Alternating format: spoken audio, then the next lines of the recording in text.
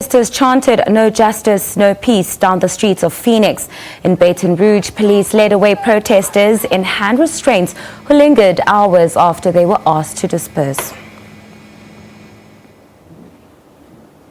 Now joining us on the line is our correspondent in the US, Sherwin Bryse-pease. It's good morning to you, Sherwin, at the moment. We saw protests yesterday, but what has been planned for today?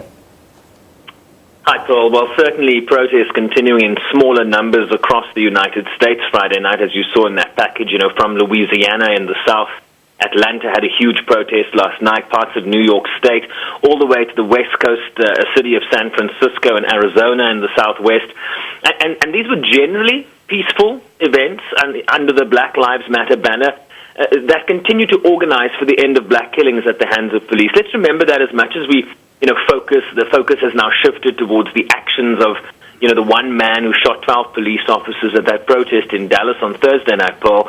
Thousands took to the streets peacefully this week to express their anger at the latest killings of two black men, Philando Castile and Alton Sterling, by police officers, killings that, as you know, were caught on video. We saw also vigils last night for the 5 slain police officers in Dallas at the hands of Army-trained reservist Mika Johnson, who we now know was killed by police after an hours-long standoff on Thursday night. So we'll continue to see protests throughout the country this weekend. In Philadelphia this weekend is the venue for the venue for the Democratic Convention. Incidentally, in 2 weeks' time, there's a call for a weekend of rage, and we know that many cities across the country will continue to have protests. But I think tempered in small measure by the attacks on law enforcement in Dallas on Thursday night. Now, Sherwin, on the one hand, we have protesters who are angered by the police killing of black men. But what's the general feeling about the police violence now that we've seen? Well, I think it's an important question because, in the news business, we get so easily distracted by the bombshell event and end up focusing less on the big picture. There has been an epidemic of police violence, often during the takedowns or arrests or traffic stops where minority groups, particularly black men, are unfairly targeted by law enforcement and disproportionately end up dead.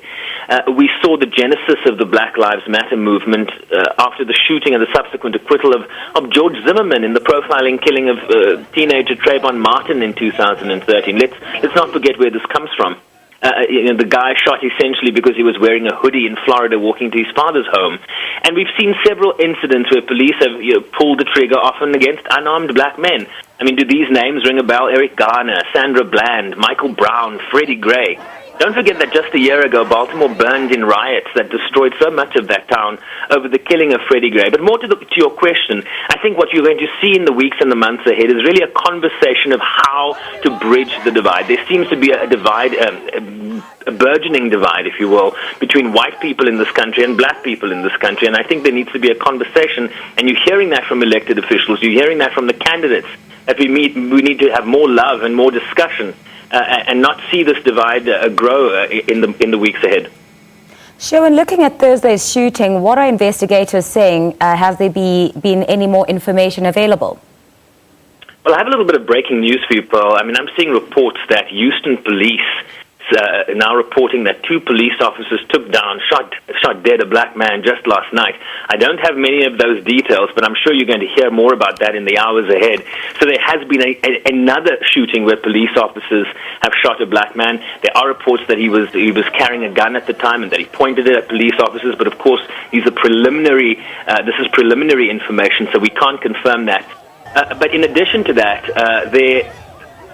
in terms of the Dallas shooting, we know now that there was one sniper who took down the 12 police officers, killing, of course, 5 of those law enforcement officials.